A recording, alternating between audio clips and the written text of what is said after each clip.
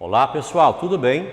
O meu nome é Sérgio Feitosa e vamos fazer nesta videoaula uma análise sobre a metafísica após tantas críticas que outros filósofos teceram a ela. Lembrem-se de que na aula anterior, nomes como Hume, Kant, Nietzsche teceram as suas posições de forma um tanto quanto incisivas sobre metafísica, chegando até a negá-la em termos filosóficos, mas agora vamos ver um olhar um pouco diferente sobre essas questões todas, tá bom? Então, pessoal, na transição do século XIX para o XX, chegou-se a se pensar que a filosofia tivesse chegado ao seu fim. Por quê? Porque as ciências naturais, humanas mesmo, passaram a ser os meios de conhecimento preponderantes. Neste contexto, é bom salientar que havia limitações na metodologia científica e até, curiosamente, a presença implícita de alguns temas metafísicos, contrariando esta tendência que até então prevalecia. Discussões de cunho ontológico, quer dizer, metafísicos, foram rearticuladas. Aí, pessoal, o capítulo todo, praticamente, até ali, os seus 80% a quase isso, vai girar em torno da posição do espanhol Ortega y Gasset, José Ortega y Gasset, que nasceu exatamente naquele contexto, final do 19, ele publicou, pessoal, o seu famoso O que é a Filosofia? Isso há 90 anos, em 1930. Gasset analisa o contexto filosófico chamado de positivismo. Lembram-se de que começamos a aula falando de final do 19, começo do 20. As ciências estavam, então, prevalecendo. E isso, em grande parte, deve-se a esta corrente, que o Gasset vai, então, analisar. Pessoal, segundo o Gasset, temos que questionar a ciência, tá? A ciência, ela é dedutiva, a ciência é empírica, mas a ciência, pessoal, seria tão absoluta assim? Questiona Gasset. Pessoal, os métodos da ciência não são tão suficientes. Haveria um conhecimento ainda mais perfeito de mundo, maior que a verdade científica. Para Gasset, o fundamento da ciência não provém da ciência, mas uma teoria sobre a ciência. Pessoal, existem questões, existem temas que a ciência não está preocupada em discutir. Por exemplo, o que é a verdade? O que é a verdade não é uma questão necessariamente científica, mas engraçado que a ciência está sempre buscando a verdade. Mas o que é a verdade? A verdade, ela pode ter acepções as mais diversas, só que ao sair um pouquinho do plano prático e recaindo ao teórico, isso não interessa muito à ciência, tá? Então é um campo mais filosófico. Uma teoria sobre a ciência é justamente uma filosofia sobre a ciência. Pessoal, em filosofia, como em qualquer outro curso, medicina, direito, existem ramos. Quando a pessoa na faculdade estuda um curso desses, ela pode encerrar o seu curso na graduação, ou ela pode fazer uma especialização, ela pode buscar um ramo do seu curso para aprofundá-lo. Na filosofia, existem ramos, e um deles é a filosofia da ciência, que tem aí como Thomas Kuhn, Karl Popper, vários nomes importantes de filósofos que se notabilizaram nesse sentido. Então, pessoal, a busca por fundamentos da ciência requer que a ciência se volte para a filosofia.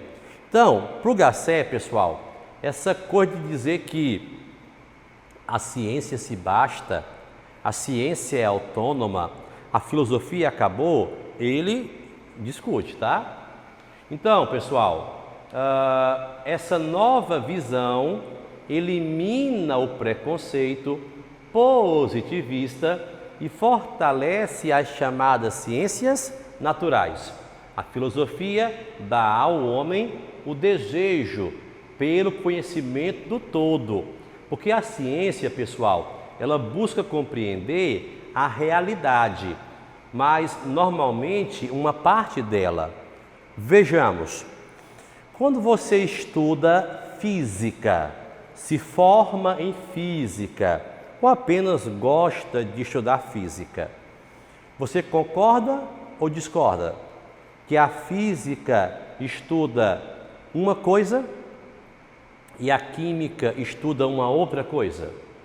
Quer dizer que ambas têm campos um tanto distintos, ou não? Física e química são iguais. Como as ciências, pessoal, normalmente a ciência ela tem uma coisa assim mais específica, tá? Normalmente a ciência ela tenta se especializar, diferentemente da filosofia, que para o Gasset é uma sede pelo todo, mesmo que a filosofia, repetindo, academicamente falando, ela tem especializações, mas a filosofia, para o Gasset, ela teria uma sede de entender o todo, tá? Então esse é um ponto de divergência que ele coloca entre ela e a ciência. Então, pessoal, onde a ciência normalmente para, o desejo do homem por saber, a filosofia, não para. Então, pessoal, tem um texto do Gasset que podemos, parando, analisar agora. Gasset diz: quero dizer com isso que não nos é dado renunciar à tomada de posições diante dos últimos temas. Queiramos ou não, de um modo ou de outro, eles se incorporam em nós. A verdade científica para o Gasset, pessoal, é uma verdade exata, mas incompleta e penúltima, que se integra forçosamente em outras espécies e verdades, últimas e completas, ainda que inexatas, às quais não haveria inconvenientes de chamar de mito. A verdade científica flutua, pois, na mitologia, e a própria ciência, como um todo, ela é um mito. O que é que o Gasset quer dizer com isso, pessoal? Que a ciência precisa de outras estratégias de conhecimento, entre elas a filosofia. Então, por que ele está ironizando a ciência como mito? Gasset, pessoal, ele não despreza a ciência, ele não ignora a ciência, mas para o Gasset, pessoal, a ciência não é absoluta.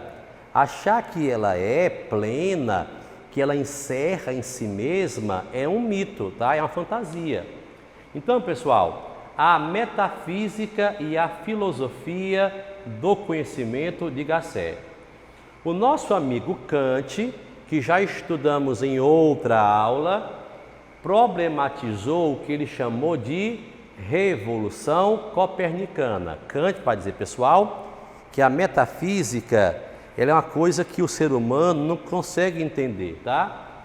Então, até Kant, a realidade era o centro das investigações e a razão deveria sujeitar-se a ela, orbitando-a. Kant inverteu esses polos. O conhecimento que se tem da realidade já estaria formatado pela mente humana, mas a realidade conhecida é a realidade já formatada pela mente. O que isso quer dizer, pessoal? que para o Kant, a nossa mente humana, ela compreende a realidade e ela é mais importante que isso tudo. Mas para o Kant, existiriam dimensões, Deus, a alma, a essência dos seres, que essa mente não alcança. Já para o Gasset, pessoal, o mundo só poderia entrar na minha mente se a estrutura da minha mente já coincidisse com em parte, a estrutura do mundo. Não dá, pessoal, para o Gasset, não dá para a minha mente captar esse mundo se entre os dois não houver uma mesma estrutura. Então, o pensamento, ele não pode copiar a realidade e recebê-la. Se essa realidade, por sua vez, já não estiver semelhante ao pensamento. O pensamento deve coincidir com a coisa, senão a própria coisa não coincide com o pensamento. Você nunca vai entender nada ao seu redor. Se as coisas que estão próximas de você não estiverem com a mesma estrutura, e essa estrutura, para o Gasset, é a metafísica, tá bom? Então, pessoal, o sujeito, a pessoa que pensa, e a coisa que é pensada são diferentes, mas porque são pontos distintos da realidade. Este passador e eu somos diferentes, tá bom? Porém, de certa forma, nós dois estamos em harmonia. Mas a pergunta é, pessoal, o que isso teria a ver com metafísica? Então, para o Gasset, se há uma relação entre o sujeito pensante e a realidade pensada, a teoria do conhecimento já tem um pouco também de metafísica. Se eu concordar que entre a minha realidade e eu existe uma necessária harmonia, apesar de diferenças, isso para ele, pessoal, já é um avanço metafísico. Já é a busca por uma essência. Sujeito e realidade, para Gasset, estão, de certo modo, unidos. Estudar um é, por essência, estudar o outro. Uma filosofia que estuda o pensar, a epistemologia, também é uma doutrina que estuda o ser, ou seja, a metafísica. Pessoal, eu queria sugerir a vocês que toda vez que vocês lerem, estudarem a palavra metafísica, associem-na à ontologia, tá? Porque a ontologia é o estudo do ser, só que não é necessariamente ser humano. É a essência, é a substância, é aquilo que faz de um ser ele mesmo. Então, na metafísica, essa essência seria comum a todos os seres. Nessa relação entre pensamento e realidade, é impossível de ser quebrada. Gasset identifica, pessoal, que há dois exageros, tá bom? Ao estudar o pensamento e a realidade, surgem dois exageros. Um é o realismo, porque diz que o pensamento é um produto do que é real. O que eu penso sobre este passador é um reflexo dele em si. Ele é mais importante. Já o idealismo diz que ele é resultado do meu pensamento, tá? As coisas existem na medida em que são pensadas como ideias. Então, para o Gasset, essas duas correntes são exageros. Agora, pessoal, pensando melhor, por que é que o realismo é um exagero? Para ele, pessoal, a estrutura da realidade coincide completamente com a do modo de pensar. O ser funciona do mesmo modo que o seu pensamento. Assim, para conhecer o real, basta conhecer o pensamento. Para Aristóteles, Deus, que é o princípio de tudo, é o pensamento que pensa a si mesmo. A realidade é racional e a razão é real, uma teoria que também é aceita pelo grande Hegel. Então, pessoal, olha só, tá? Se eu entender que o real é a coisa que existe, o meu pensamento vai ser uma reprodução.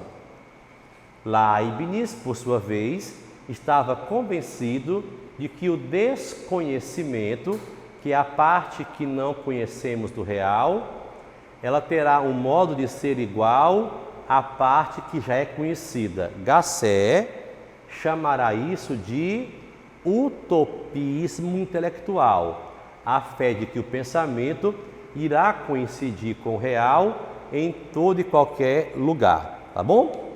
Então, pessoal, já o idealismo entende que a realidade é formatada pela mente, que não há coincidência alguma entre pensamento e realidade. O conhecimento do real é o mesmo. Tem uma terceira corrente que o nosso livro acrescenta, que é o ceticismo, que diz que o conhecimento é impossível, porque o real ele nunca vai coincidir com o pensamento. Ok? Então, pessoal, nesse sentido, olha só, para o Gasset, existe uma posição intermediária entre essas visões.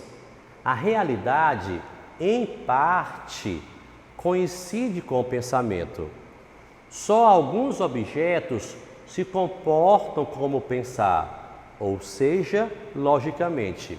Então, para o Gasset, pessoal, uma teoria do conhecimento deveria considerar que existe uma linha que separa o real e a mente, e aquela parte do real que é diferente da mente. Haveria, portanto, zonas na realidade que a mente pode penetrar e outras que ela não pode. Então, pessoal, para o Gasset, na nossa realidade, existem coisas que a gente pode conhecer e outras que não dá, tá bom? Então, admitir que algo é possível, ou seja, que não é exato, evita o que Gasset chama de ingenuidade da metafísica tradicional. Gasset está criticando aquela perspectiva antiga, tradicional, de que pela metafísica você pode conhecer tudo na sua essência, porque para ele, pessoal, há a possibilidade de a gente não entender certas questões. Então, a filosofia é o conhecimento do universo, é cosmológica, mas é preciso considerar que nem sabemos tudo que existe, nem sabemos se tudo que há é possível de ser conhecido.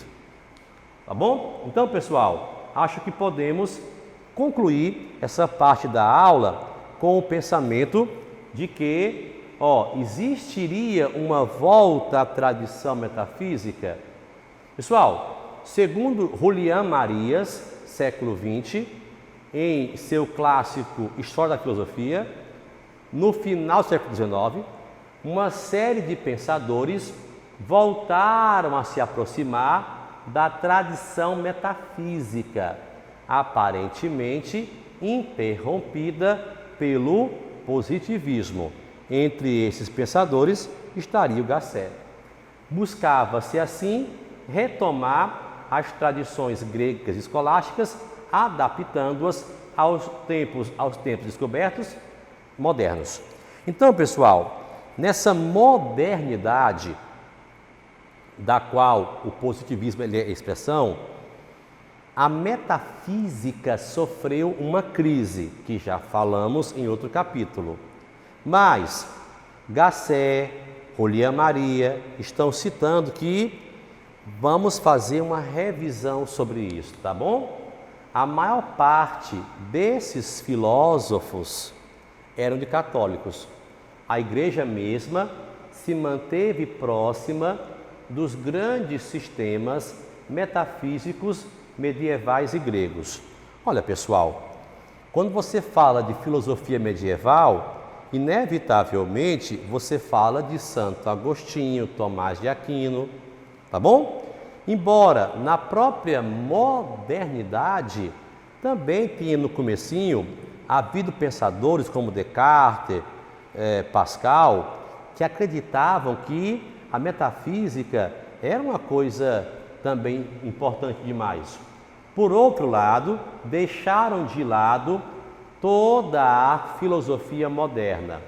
Porém, seria inadmissível ignorar a filosofia pessoal moderna, pois ela crescia sempre que havia uma comunicação viva entre as filosofias antigas, escolásticas e modernas. Quer dizer, pessoal, volta e meia nós temos no nosso presente mesmo discussões que evocam o passado. Platão dizia que havia dois mundos, Aristóteles já cria em um mundo só. E aí, pessoal, quando morrermos, nós teremos um lugar para onde ir? Ou quando morrermos, acabamos por aqui? A verdadeira continuação da escolástica estaria, pessoal, nas próprias filosofias modernas, como a de Leibniz.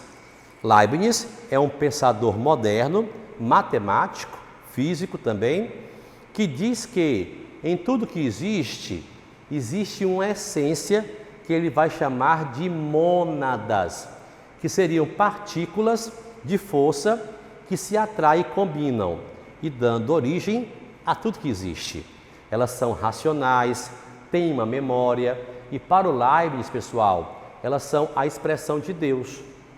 Essa nova produção é uma série de tentativas de devolver a plenitude à filosofia, com as obras de Auguste José Alphonse Guattari. Esse pensador do século XIX, pessoal, ele quer resgatar a plenitude que a metafísica teve. Então, para ele, a metafísica é o principal ponto filosófico.